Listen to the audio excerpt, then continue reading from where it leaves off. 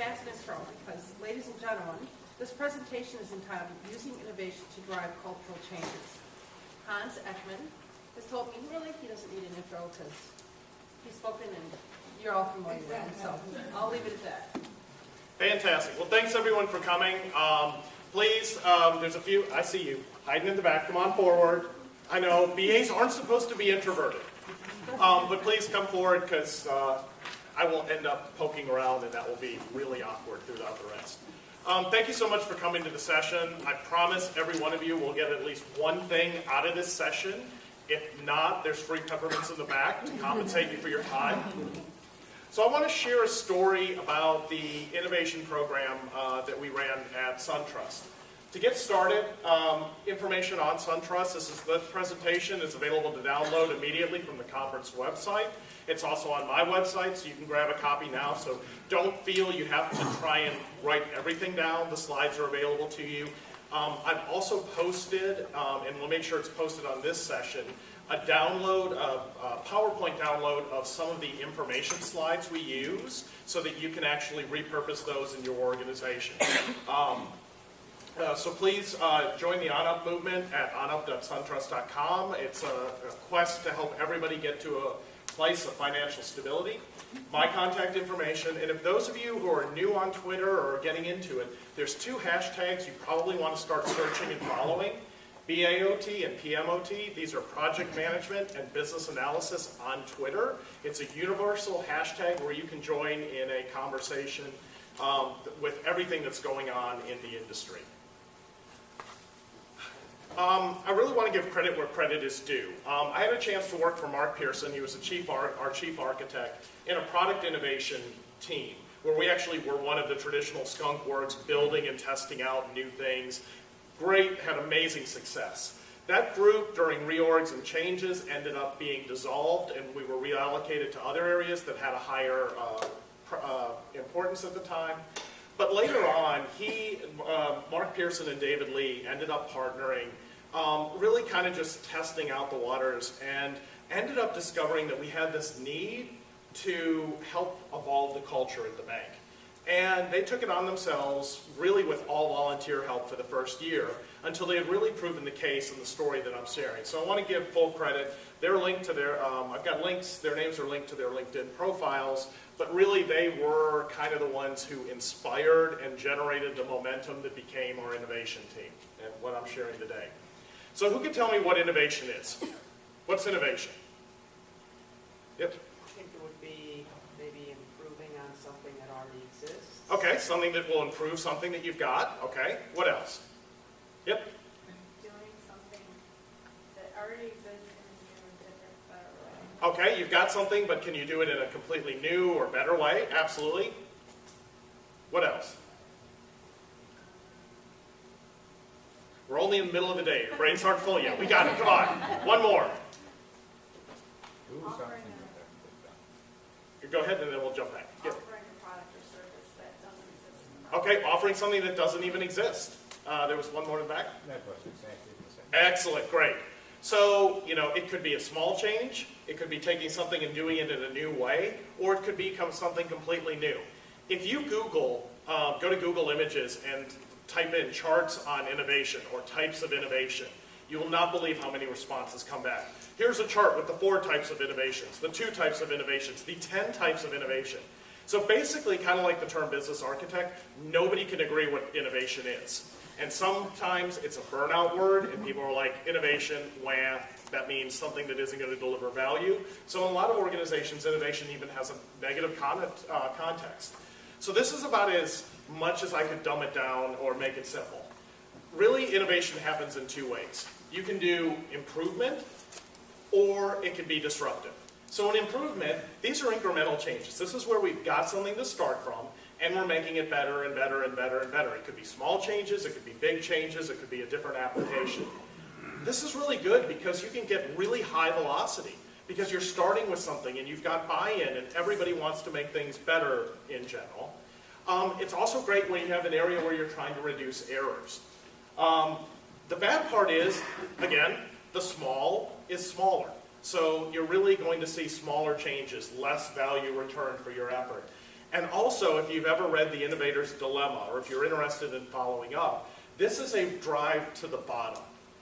If you are working in an area where you are doing nothing but trying to drive out defects, get a little bit more improvement, less cost, all you're doing is you're on a race to the bottom to see who can deliver that product or service at the cheapest rate, and that's it. As opposed to disruptive innovation, where you're creating a significant change or introducing something completely new. Like normally we think of disruptive, we think of a new product or something that doesn't even exist. Uber was extremely disruptive when it came in because here is the world's largest taxi service that owns no vehicles. So even though it was based in a market that existed, it was completely new. But disruptive innovation is where it's completely new to the audience. So if you are implementing Agile in your environment and nobody's done Agile before, that is disruptive innovation. That is an extremely disruptive change. It is a culturally different way of delivering projects. So if you wonder why you're training, hey, we got trained on Agile and we're doing scrums and we're following all these things and it's not working, it's not working because you changed your processes, you didn't change your culture. You're trying to slam people into the roles they're used to and call them something different, and you're doing the same things and expecting different results. That's the definition of insanity. But that's how we implement Agile. So disruptive change can exist anywhere where it's new to that particular area. So the advantage, as I said, significant gains, something new, potentially new markets, greater productivity. You've got stronger long-term viability. You're no longer on a race to the bottom. The bad is, it's high risk. The more disruptive, the higher the risk, the more damaging failure can be if it's all at once. And it's also really uncomfortable. I mean, think about driving in the snowstorm. Think about Greg's slide on who wants to be the one to force to change. Disruption is not comfortable at all. And it's hard. So what I'm going to share with you today is some of the ways we were able to get over some of these hurdles. So it also starts with a premise that innovation can't happen from the outside. So imagine we're all working for the same company. We're all on the same team. We work together. And Ken over here is going to come in and he said, hey, I bought Dave's super duper consulting company and they're going to deliver a whole new innovative product, a whole new innovative way of doing business, and it's going to replace what you're doing today, and it's going to be so much better. Without even knowing what that is, how do you now feel? In this, even in a fake company, how are we feeling? Feeling replaceable? Disposable? Do you feel valued? Devalued? So you know your domain. You've built the relationships with your partners. You know your market. You know your customers. You know. How many people right now can think of something that they know that they would want to change in their area and know that it would deliver a great value? Let me change that around. Is there anybody who can't think of anything that needs to be changed in their area that they haven't been able to get done? Okay. And that's what we found too, is when you bring innovation in, when you turn it over to a dedicated team like a Skunk Works, or you outsource your innovation to another company, or you bring in a consultancy, in essence what you're saying is, you don't trust me. You don't trust my decisions, you don't value my contributions, you see that the value has to come from somewhere else, and we're just going to get somebody else to do it. So if you have innovative teams in your area that do that, you are actually crushing and destroying the teams that exist. If I brought in a team to do something for you, I have said I have so little trust for you, are you really going to try more in the future? You're probably going to try less and take less risks. And that's the enemy that we're fighting. It also brings to point the problem that most innovation starts with people trying to generate ideas. Most of the companies who are selling themselves in the innovation space are all about collecting ideas, prioritizing them, so that you can then decide what to tackle. Well, what we found is, ideas aren't the problem. Every single one of you right now, if we went person to person, could name an idea that they know would help. So someone think about what they're doing, and tell me, why aren't you doing it? Why aren't you making that change happen right now?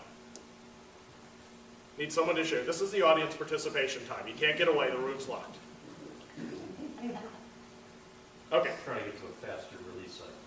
Okay, you want to get to a faster release cycle. Why haven't you made that change? An old legacy batch processing system. Okay, one more person to share. Why can't you get your change made? Yes. Trying to implement traceability through QA. Okay, what's stopping you? The QA manager doesn't want his QA team to participate. Okay, you've got a person blocking. There are no end to bricks in our wall that are stopping us from making changes, from being successful, from doing the things we need to do, from implementing the ideas we know we need to implement. So at a core, not at a public and not at an advertising level, but at a core, we realized that all we needed to really do was to find the teams that had the ideas and find where we could remove some of the obstacles so that they could get work done. And as you know from yesterday, those are the swinging doors that we talked about. So for us, we wanted to give these teams a stage, an opportunity, a chance to do the things that they knew needed to get done. And a structure to make that happen. To make cultural change, there's several things that we believe were part of that story that had to happen before you would actually get real changes that would last. The first is, we have to give permission. You have to give permission for people to do what they know is right. The autonomy, as we'll talk about in Daniel Pink's book, autonomy, mastery, and purpose drives participation. So we had to give people permission to take that chance, to do that. We had to lower the threshold of risk. We had to give them the opportunity then to really do it. You know, could we remove enough of the obstacles so that they could do it? When they do it, we've got to share those hero stories. We've got to use those stories to empower other teams and let them know that it's okay to be good. It's okay to be awesome. It's okay to change things. And those hero stories lead to proof. Because when you get more and more groups doing hero stories, then you end up getting more and more opportunities, more people asking for permission or taking permission themselves. And ultimately, that's what will lead to cultural change. We really boiled it all down to one simple question. And for us, our mission was simple. We wanted to make SunTrust a better place to work and a better place to bank. And either one we did, we knew would benefit the company. If it was a better place to work, people would do better work, which would benefit our customers. If that directly benefited our customers, we would have that satisfaction and it would make it a better place to work. So stripping everything else, those are the opportunities that we went after. And as we're going through, I want this also to be a discussion. So interrupt me, stop me, challenge any of these items. We'll have some time at the end also for discussion, but please interrupt if I can answer any questions or you have examples that fit in. So there were 5 areas that were core to how we delivered. We didn't necessarily share these with the groups, but this was core to our team. The first, giving people the freedom to explore, helping them free up from their daily lives, from the constraints that they believed existed so that they could start exploring. We also had to change the attitude of our leaders. And not necessarily upper leaders, but leaders throughout the organization. Because we had a bias for perfect. Think about how much time and effort we spend trying to have the perfect project, trying to have the perfect release, trying to have the perfect timing. And you don't get anything done. You spin for 8 months, for 18 months, and you're having trouble getting these things done. So we wanted to try and create a culture that had a bias for now instead of a bias for perfect. Yes? What about a bias towards the people that came from your part of the organization? You're part of an organization that keeps merging and acquiring, and the executives that remain in place only want to use those people that they know because they trust them, and they don't think that people from that organization that they acquired can do the job. Yeah. I've got a story. So part of our story and part of our success was we were able to show our leadership and our C-suite leadership that you didn't have to go outside, you didn't have to go to certain areas to find awesome ideas, awesome people who could get things done. And the success we were able to show through some of our programs ended up having such a value proposition that it really blew apart a lot of those theories. But we had to have the proof, and we had to have the hero stories to make it happen. So I'll share some on that and then come back to it if I haven't fully answered. So a lot of us talk about the 80-20 rule. We didn't have the 80-20 rule. We want to be fast. We have a bias for now. We want to see, could we get 50% of the way there for 5% of the cost? If you think about prototyping, if you think about Agile, each sprint, you're trying to get 50% of the value for 5% of the cost. And when you can do that, it becomes just such an easy decision to make. The next one was, we had to have a framework. We had to have a structure, something to allow people to try and promote good failures, safe failures, testing things out, helping them find ways of testing things out, which meant fast, cheap, and not disruptive to what else was going on. Because if it's too disruptive from what our core job is, it would get shut down. Next, we needed to have an environment for prototyping, whether this was a business environment or even a system environment. So one of the first things we needed to do was create a place, a sandbox for people to play in. And finally, we knew that if we had a great idea that had been vetted and we wanted to take it forward into production, to implement it, we really had to have a way of getting these prototypes into production. What we discovered was it was a toolbox, not a single method. For every different thing, it ended up being a different combination of political support, process support, compliance, risk avoidance to get these different things in. So it ended up being a far more diverse, almost like an art form for getting these things in. But by doing that, we taught the organization how great things could be deployed and showed them where we had gaps in our methodology and our compliance and our processes and our people that were preventing great things from getting done. Yes? So you were talking about the bias for now over perfect, or Yes. the other way around. But just in a general way, how do you address bias across the board for different things? Like the person was saying, the bias to have somebody come in from outside, or the bias for X, Y, or Z. What's the core? Pyromania. Set as many small fires as you can throughout the organization, and as those turn into blazes, it will sway the other direction. It is a long, cultural changes are long. You're not talking months, you are talking years. You're setting the groundwork for the changes you want to happen. Some areas will embrace this much faster. I will bet everybody who's had an organization that switched over to Agile, for example, has done it in the digital space first, because they had the most ability to switch over to that different model. Go to your ERP system, your HR system, and try and Agilize it. Watch the violent support. But as it goes through, as you've shown these hero stories, as you've had these success stories, it starts to lead and erode those culture, it erodes the negative culture and promotes the new culture you're trying to do. Now, if your goal is to create a culture where a select group of people rule with tyranny, then you would look for opportunities that reinforce the tyranny. I don't recommend it, and that's not what I would do, but that may be good for some organizations or for some period of time.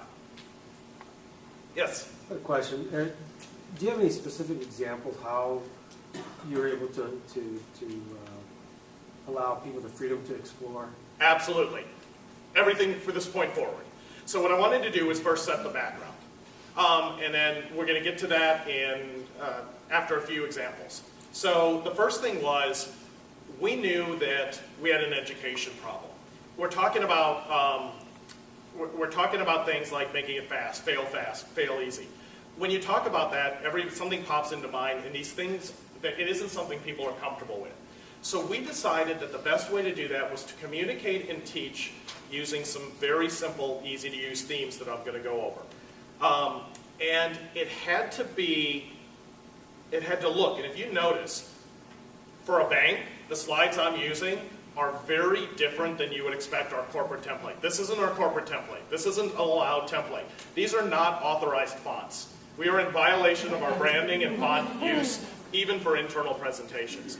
We wanted to get a little outside the comfort zone because people had to see and think, this is something different. This is something unique. So who can tell me quickly, describe what is a minimum viable product? We had a bunch of volunteers here. I need a volunteer from this side. What's a minimum viable product? It should be sold. Okay. So one thing, it's got to be something that can be sold. It works. It works. It provides value. Provides value. Okay.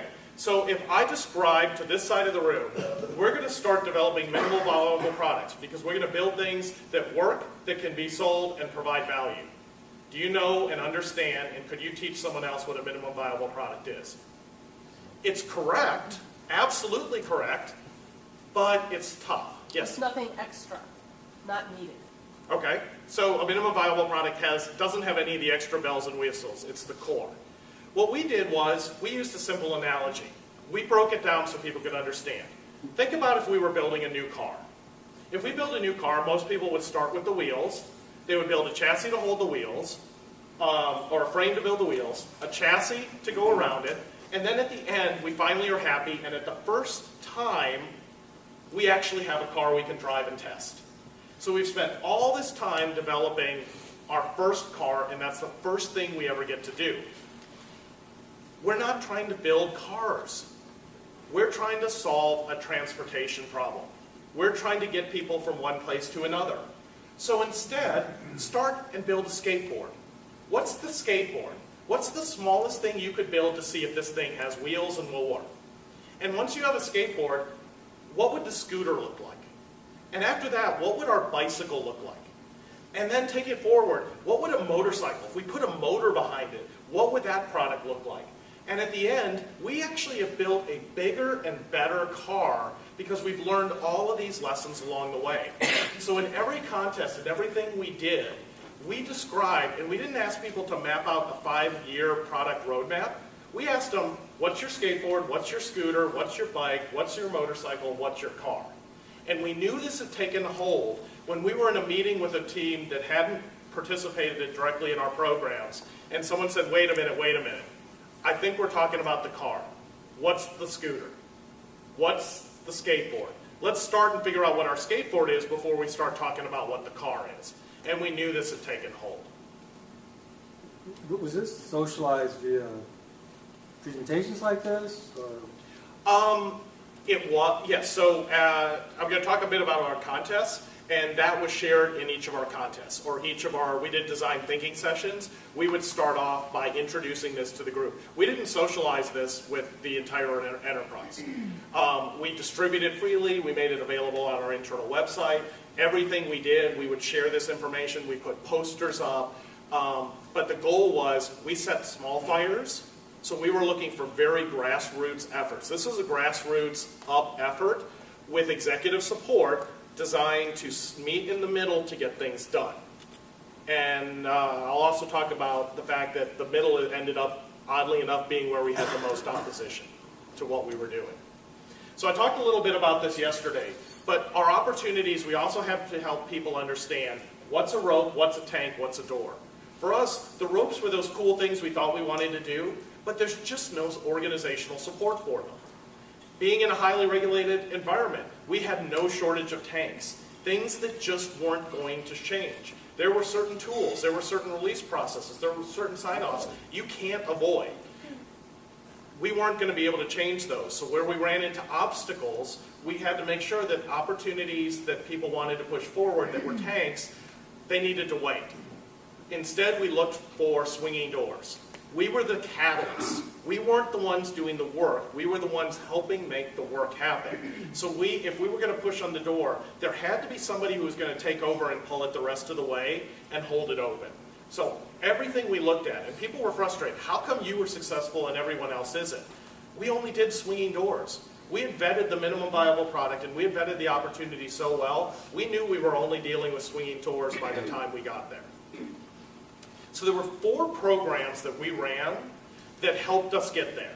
And so I'm not saying that you would be able to implement any of these or all of these, but there's aspects of the program that you might be able to integrate into your company or into your future, or start up a group like this and steal from these ideas. So the first one is RISE. It's a hackathon for old people. So a hackathon, you get together and everyone codes for 24 or 48 hours straight. We're too old, we have families, it ain't gonna happen. So instead, we ran a hackathon that ran 3 weeks and then ended in a SunTrust Has Talent type show. Gauntlet was a targeted business model, business case contest. Innovation Friday is a one-day design thinking workshop followed by a 10-week sprint. And then Turkey Sandwich Club was a network of people who could get stuff done. So looking at Turkey Sandwich Club, what we did was started to reach out to the change agents, to the innovators, to the people who knew and had a track record of success for getting new and better things done. So kind of looking at the book Switch, you look for the bright spots. Where are the places in the organization where good things were happening? We pulled them together into kind of a lunch meeting where people would talk and they talk about whatever they wanted to, and we ended up exchanging ideas and things started getting done. As the group grew, we started to have quarterly meetups where we would have a guest speaker who would talk about a topic, and we would see how does that relate to the business, where is it going to impact. I mean, we talked about Bitcoin, we talked about employee adoption of teammate discounts, the fact that we had a low penetration rate of teammates who used our own products and services. I mean, how are you going to expect our customers to buy our products when our teammates won't even buy them? So we were able to get, and on that one, there were 2 people in the room who were responsible for the teammate promotions, who heard the feedback, heard the problem, and by the end of the week, they had completely revamped their entire front end for people to engage with these discounts, with these benefits, and saw a dramatic uptake in adoption. So great things were coming out just even from connecting the great people. This ended up being core. This you can do today. Because what happened was everything we did moving forward, we drew on this network of get-doners, people who could get things done, and we seeded them into all of the programs, all of the activities we did, because we knew they were the ones we needed to help to clear those bricks out of the wall. So let's talk about RISE. And again, we looked for something that was branded, that was something that was different, that showed somebody they were about to experience something new. With simple slogans in simple language, not corporate, not bank jargon, but simple things. Get from idea to prototype in 3 weeks. No kidding. The first year this was ran, it was 2 interns, Mark and David, who ran this, along with volunteer help. They were the only ones doing this. We had more support the second year we ran this. So the steps were, we launched a bunch of fun meetups. And so we would have coffee and donuts in the morning, we would have cookies and milk in the afternoon. We had these at our different core locations. The goal was to bring people together who had an interest in participating, but may not know what they wanted to do. So we actually everybody filled out a name badge, and they put on a colored button that said, I have an idea, or I want to help with an idea. And instead of saying who I am, what my job function is, we asked people to share what it is that you do. What is your superpower? What is it that you're unique? So we had people that said, I'm a good storyteller. I'm really good at fixing problems. I'm really good at creating great interfaces, regardless of what their job was. I know how to get things done. And so we helped the teams, we facilitated and talked to people about their ideas and helped the groups meet up and work together. Half of all of our finalists had never met prior to this contest.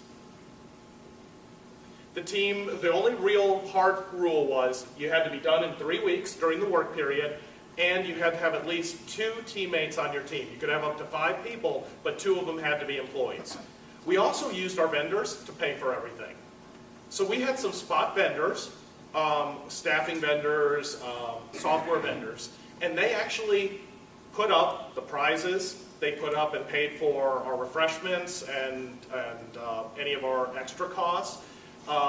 They also devoted, they could not charge us, they devoted development and consulting resources and environments and tools to these teams to help them out. Because they also wanted to promote, and their people got so excited about this. I'd say about a third of all our teams had at least one person who was offshore who participated with them, which was great because a lot of people had never even worked with offshore before.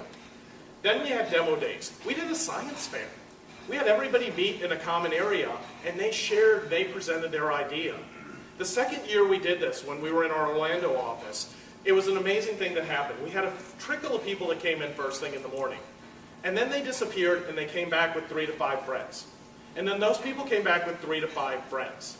And everybody was like, you got to see what these people are doing. You won't believe what they accomplished. Out of that, we compiled a review. We had some turkey sandwich volunteers in our team who reviewed and decided which ones were going to go to the final showcase. And then we actually had people vote for the ones they liked the best. This was how we bought a 3D printer. We printed up little coins, and everyone got a coin, and they got to drop them in the bucket of the project or area they liked the best. And then we got to prototype the use of creating coins and other physical objects to promote culture and changes within the bank. And it was fun to play with a 3D printer. In the final showcase, we did a SunTrust, like America's Got Talent type show.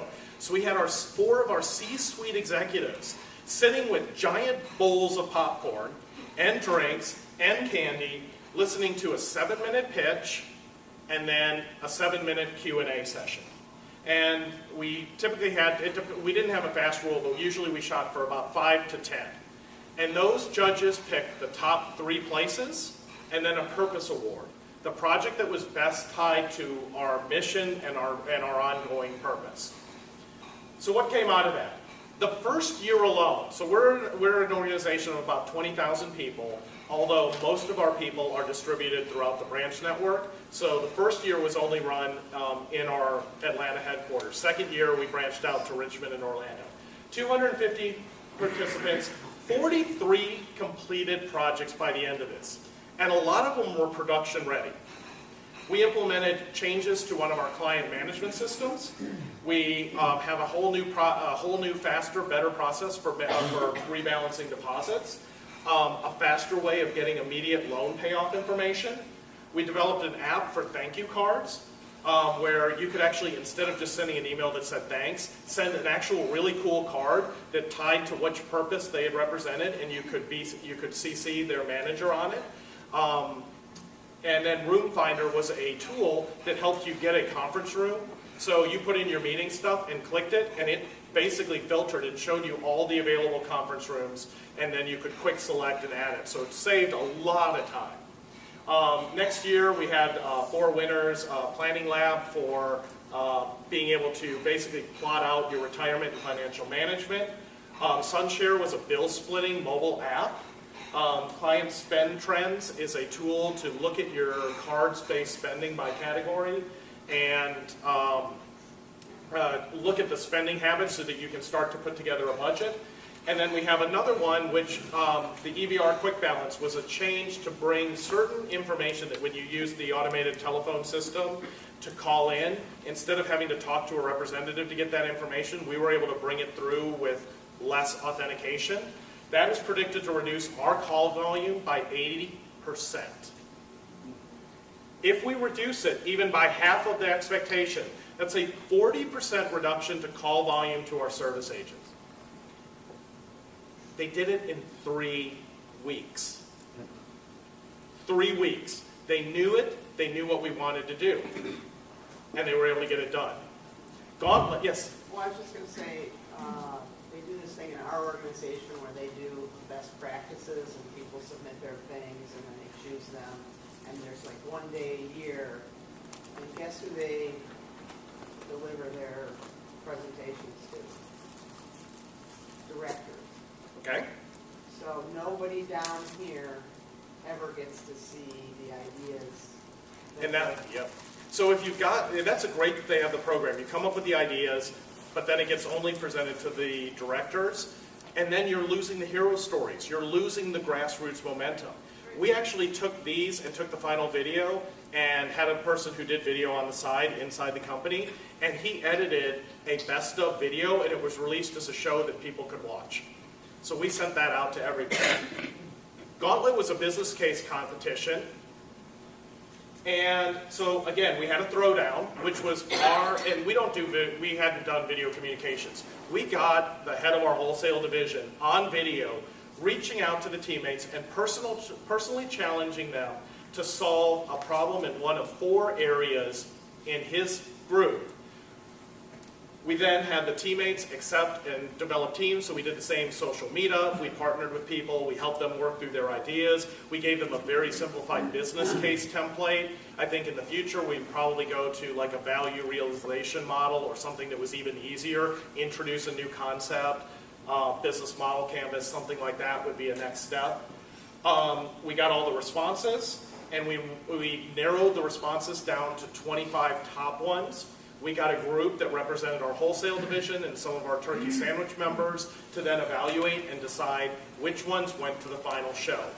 We ended up picking 6 ones to go to the show. So there were 4 ideas, the 4 things that we helped wholesale come up with. And again, we're coaching and we're working with their team to make the programs viable. The first was, how could we use digital technology in any way to make our teammates twice as productive? A simple operational improvement that will double productivity. The second, how could we improve our onboarding experience? And the way we said it was, how can we make signing up or becoming a customer as easy as opening up a new iPhone? You open it up and you're ready to go. So we wanted to create a brilliant new, super easy onboarding experience. Next, there's not a lot of innovation. There's not a lot of new stuff coming in banking. It's all re-swizzled. Could you come up with a true new 21st century product? And the last one was an open gauntlet challenge. If I gave you $1 million, could you turn it into 10 million in 2 years? Almost every submission that made the top 25 also hit that mark with a minimum 10 million ROI. 9 million ROI, sorry, I got to subtract out the million spent, although not all did. We had over 200 participants, 63 completed business plans in that 5-week work period. 27, we ended up going with 27 semifinalists. We limited it down to 6 of the best ones, and we had our own Shark Tank. We rented big leather chairs and plants and set up a video studio, and we coached the team on their presentation. We coached the coaches on how to engage. We were going to videotape it and release it as a show. And then of the 6, the executive team sponsored 4 of them. They agreed to fund and lift people out of their jobs for 6 months to launch the first version of this. We ended up not releasing the video show on that because when we went back to edit, the reason those shows are really cool is because you have this conflict and excitement. They were so excited over all the ideas, there was no conflict. It was all enthusiasm. We're like, okay, well, you just blew apart the show. We'll just do a highlight reel, a best of show instead. So we also launched a program that was much smaller and easier to manage called Innovation Friday. And Innovation Friday was dedicated to a certain business team or a business group. So we had people come to us and say, could you do something for us, but it's got to be small because we can't spend 3 weeks, we can't spend a lot of time. So the first thing was we gathered everybody together on a Friday and basically told them, except for when we have scheduled breaks, your phone is off, your computer is off, delegate everything. We're getting together, we got together in one of our training centers, we had a dedicated room, and we did a modified helix exercise where everyone got to share ideas around a certain question. We grouped those into categories and tried to come up with the themes that we were looking to solve. So an example of the theme, when we did it for our HR department, the theme was unwinding the yarn. So they had done this satisfaction survey and found some problem points that they wanted to address. So with that survey as the basis, they shared the information with the entire team, a cross-section of their organization, and a number of turkey sandwich members seated in who would have insights, new ways of looking at things. And we asked them to start off by answering one simple question to break them out of the norm and to get everyone talking. What process do you deal with at work that is so horrible your family knows about it? And it was the same reaction, but people started sharing. And it was amazing because people in the same room started saying, well, I can't do this because of this. And someone else says, that's my area. That constraint doesn't exist. Here's how you do it. So people were discovering that even within their own teams, they were blocked by false constraints.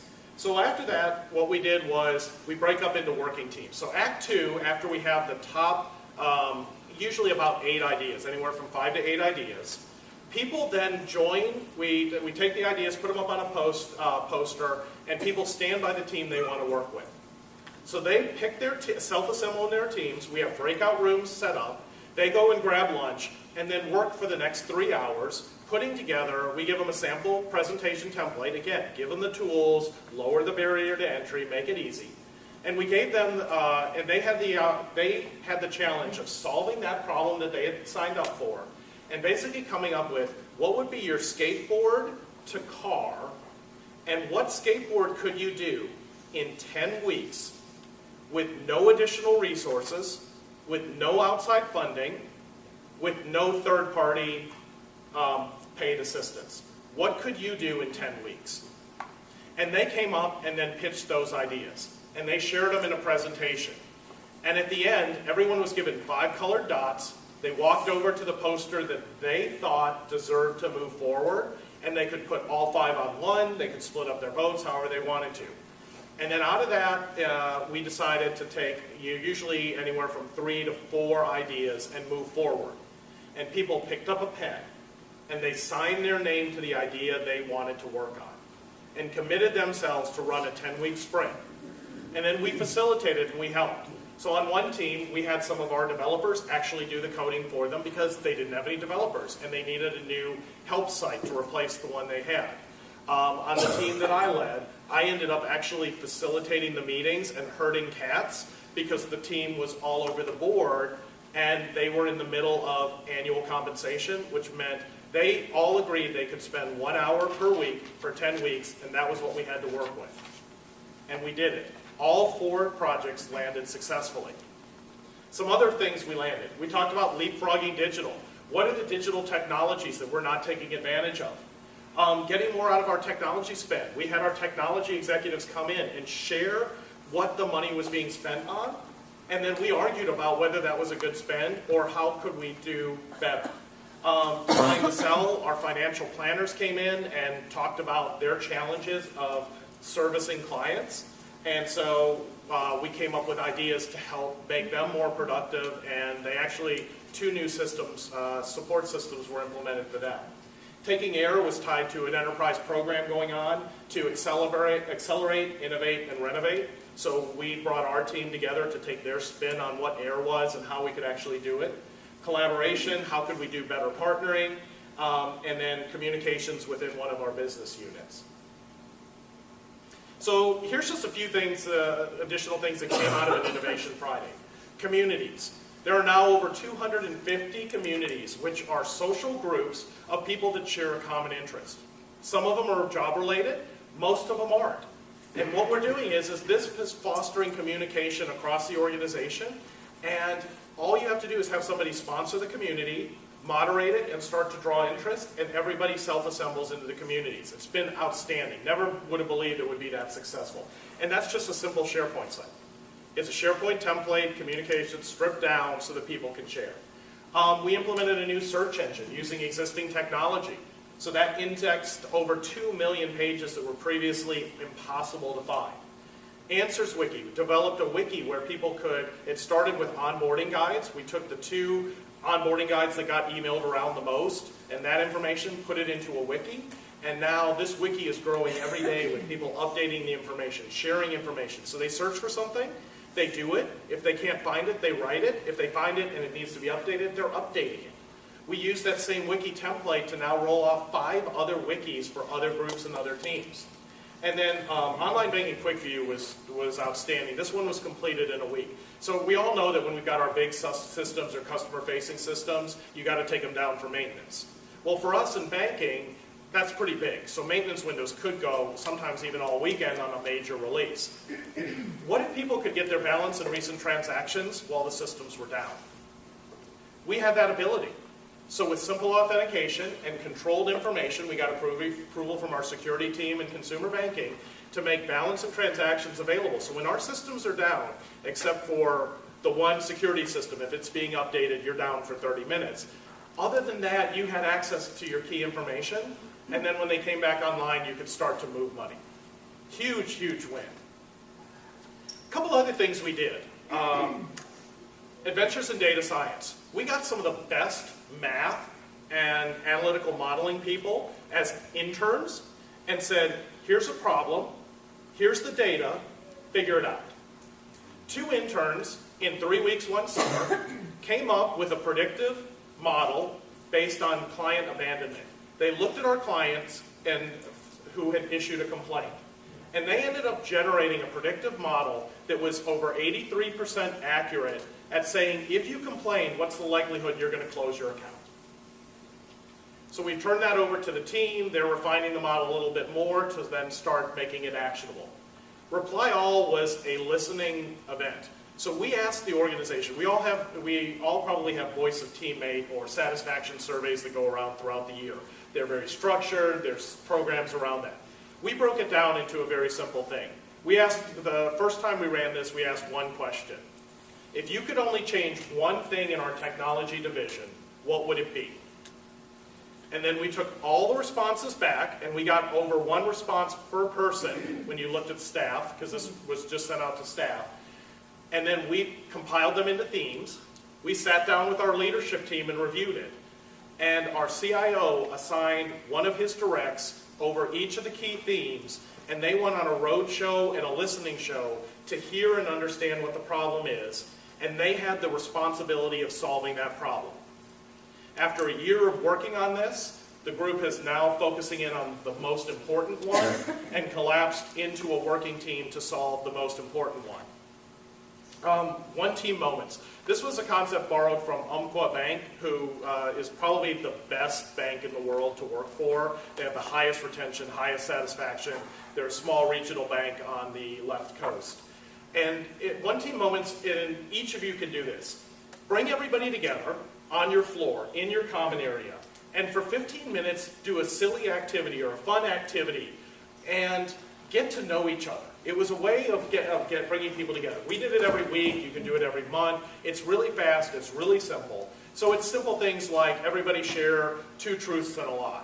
Or we did Blind Ninja, which was we had a person blindfolded with Post-it notes on them. And they had to whack people with their pool noodle, and that eliminated them before they could get all of the Post-it notes off.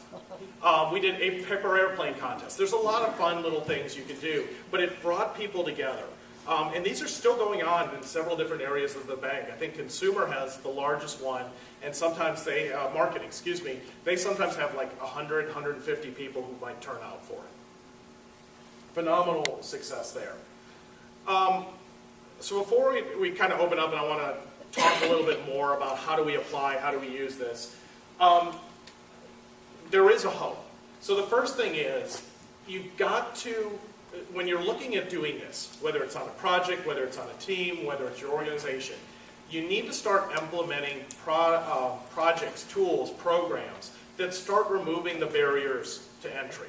What are all those bricks? How do you get the bricks out of the way of people so they can do their best work? Next, you've got to find the change agents. Find the people in your organization who can get things done, and then work with them, enable them, partner them.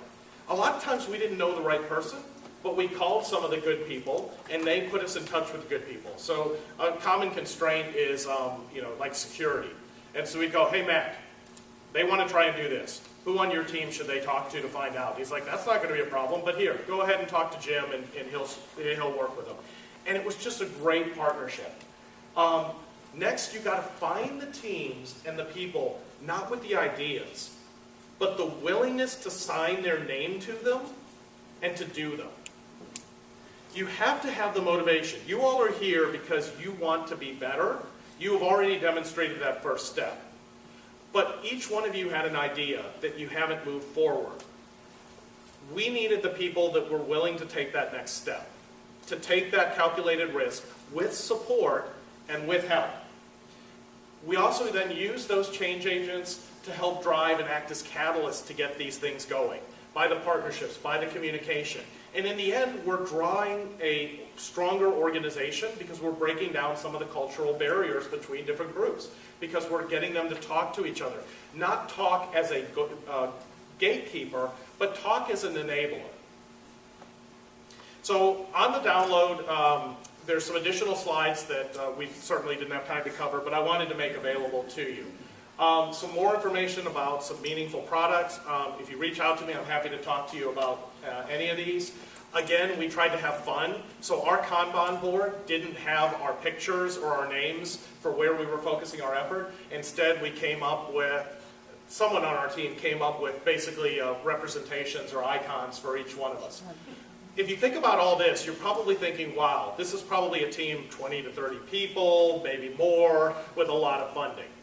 We were 8 full-time people, almost no funding, organizationally speaking, and almost everything we did was with volunteers or interns and co-ops that were out of our university program.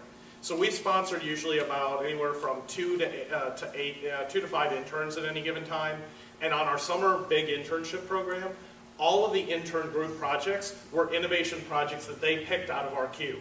They decided what to work on. Examples of our marketing, how we were creating something that looked and felt different, so people knew that this was new and exciting. Some examples of how fast some of these projects were able to get in, where you're talking about going from proof of concept to launch in weeks, not in months. Sample satisfaction surveys for our Innovation Friday.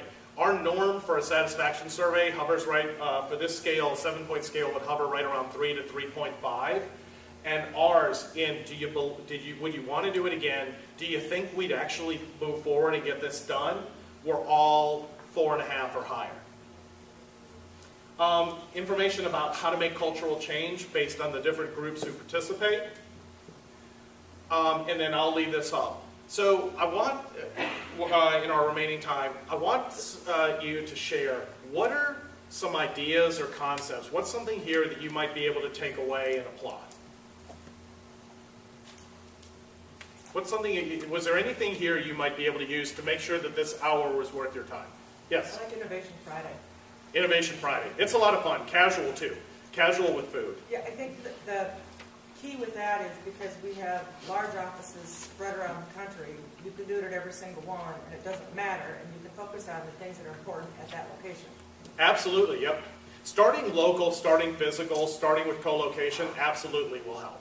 And then you can connect. We had people that were tied in remote and on the phone, but with the size of the group, it broke down and we abandoned that and said, hey, we'll schedule, if your team wants people remote, schedule it on a time when they need to be on site anyway. And so if you're doing reviews, if you're doing your quarterly meeting with your team, let's have them stay an extra day and let's do an Innovation Friday. Okay, someone else. Yes? I like the idea of developing communities around people's interests, whether they're work-related or not. It was great. It brought, I mean, it's been amazing, the participation. I can't remember the number of posts and shares, but it's astronomical. Our Adventures in Data Science group found something interesting. They looked at thank you cards, and we expected that the thank you cards would probably be within the same teams or similar teams or teams that work together. Over 80% of our thank you cards were across organizational boundaries. Completely blew us away. Within the first year, we had statistically sent a thank you card to everybody in the organization. And this is an organization that has a culture of, I call it backstabbing compliments, where you go around and you say, have you ever worked with Susie? Susie is awesome. She's the person you want on your project. She is amazing. Hi, Susie. Have a nice day. Never told Susie how awesome they were. We were really bad about that, and thank you cards has really broken that down, and people are starting to get the recognition they deserve. Yes? I like the idea with the thank you cards, how you can have somebody CC, like the person's manager on it, because like you said, you know, that's something key that could play a role in their year-end review. SharePoint, simple graphic card. We had 2 different colors and cards we could choose from, and then when we launched the On Up campaign, we rebranded it to match that. A list of what our we have a flag that has our mission and our goals and our values, and you could pick that one. And then it's in SharePoint, so all we did was do a directory lookup based on the reporting structure, and you were able to instantly do that. This actually, out of our town hall, somebody challenged the head of one of our groups to integrate, oh no, sorry, it was our interns. Our interns were working on the update to thank you cards, and they told the CIO, he said, well, what else would you want to do? And he goes, we wanted to add a button to Outlook, but we couldn't get it done. And he's like, really? He goes, yeah, we could add a button. So in Outlook, you could click, and it would pull up the thank you card interface, and then you could fill it out and go with it. And so he turned over to the head of our infrastructure operations, and he says, Paul's responsible for that and tools, right? He's like, yeah. Have it done next week. It was done. It was awesome. Yes?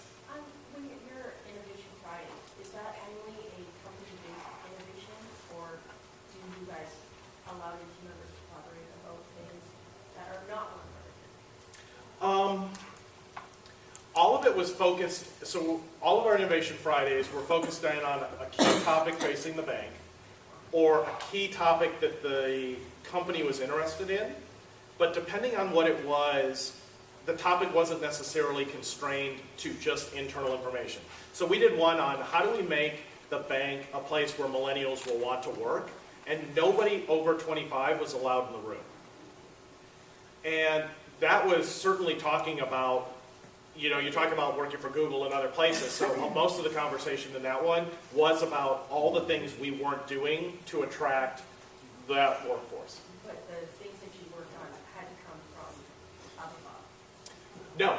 So the key area or problem or theme for the day came from, usually, we wanted, for Innovation Friday, it had to have management support because they were picking the people on their teams to come up with a cross-functional group that would work on this. And so they picked the change agents or the knowledge people in their area. But what actually was done was completely up to the group, because the group was volunteering to spend the next 10 weeks actually doing the work in their free time, or creating free time, or justifying it as part of their job. So for those areas, the management team did not have any say in what was done. And they actually didn't even participate in the group. So they come in the morning, they introduce, they give everyone permission to succeed, and then they leave and aren't allowed back until after the end of they get a follow-up report of what the teams are going to work on, and then at the end of the 10 weeks, we present back to that leadership team. So does your Innovation Thursday only happen like the one Thursday, and then the next 10 weeks that you guys have to find the time to Yep. Oh. Yep, so the morning is brainstorming, which is modified Helix. The early afternoon lunch through about 3 p.m. is the working teams trying to figure out what could you accomplish in 10 weeks and what would the tail be. And then everybody signs up at the end of the day before leaving on what they want to work with. And then we, anywhere from a week later, with the holidays, sometimes it's a couple months later, we pull back those names, have a kickoff meeting. They self-assemble into their own leadership team and direct their own 10-week sprint. And then that 10-week sprint happens. That's why my team only had 1 hour per week. We have something similar to that at our company, where it's called Bullet Time. And it is every Monday, every single Monday of every week, and you get to innovate anything. Cool. And it doesn't matter whether it's business related or completely outside of our business. Okay. And it's not leadership driven. It is Right. group of team members that come together, and we're not allowed to work on stuff technically every single Monday from 1 o'clock until 5 o'clock. But yeah, everything. Team members come up with whatever they want. So thinking about that and how it's driven the culture. If I offered you a job at a different company that didn't have that, would you still be tempted to look? No, our company's unique. So, Yeah, everything that you talked about today, we have things going on. Excellent. That is wonderful. So we have pitch day, so team members get a pitch to the header-ups for, we have rock awards to innovate the team members and things like that. So Excellent. So what I have a challenge for you. Find a way for the people in your company to share that with everyone else. You've got success stories. You've got hero stories. I'm sure you're sharing them internally. Can you share them externally and think about the great talent that would be further attracted to the company? Awesome. It's really involved in Detroit. You know, you hear about things that are going on in Detroit. You definitely advertise that. Excellent. Well, unfortunately, I don't want to keep you from lunch. So if you have any questions, I'm happy to hang around for a bit. Help yourself, please, to a business card. And also, I've got business cards and a limited number of cell phone stands still left in the back. And you can steal the ones that my cards are on. Thank you so much for coming, and have a great rest of